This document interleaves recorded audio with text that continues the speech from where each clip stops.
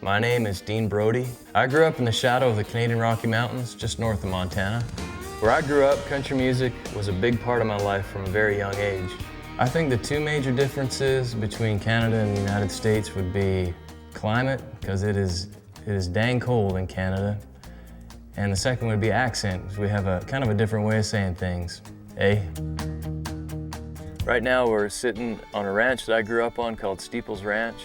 It's about 25 minutes north of the Montana border, and it's right at the base of the Rocky Mountains, and it's just a beautiful spot, just a real neat spot to have grown up on. People I grew up with in this area are a lot like my friends that I have down in Tennessee, people I've met from Oklahoma and Arkansas. Just really down to earth, love country music and love the country way of life. Live for the weekend, work hard all week. Friday and Saturday night's a big deal. My introduction to country music was through my dad. He'd play the radio in the truck, he'd have it on in the shop. You know, whenever I'd hang out with him, which I loved to do as a kid, he'd have country radio on. I didn't notice it as a kid, but as I got older, looking back, that was a big reason why I think I got into country music. Sitting in the bed of my truck, barefoot and cuddled up, sipping sweet tea in the setting sun. Keith Whitley was the first singer I heard, and I was like, man, I'd sure like to, I wish I could sound like that, and I wish I could sing that kind of music. I actually remember where I was. We were on a summer vacation and driving in a little hot car, and we had the 3 kids in the back, and I can remember I was on the right side of the car and listening to that song, I'm Over You by Keith Whitley. And I just remember, it was just an important part of my life, I think, that moment. And then from there, as I got older, I'd listen to Mark Chestnut and Alan Jackson, Vince Gill, Dwight Yoakam. I love that, I guess it was 90s country. I just really got onto that stuff. 'Cause I'm a genuine, certified dirt road scholar.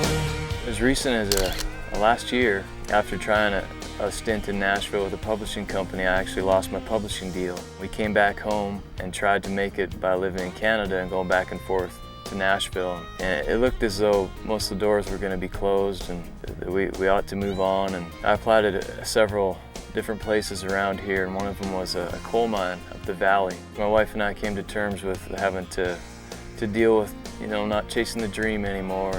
And after we made that decision and come to grips with that, the next day is actually when I got the call from Keith Stigall. He wanted to sign me to Broken Bow Records.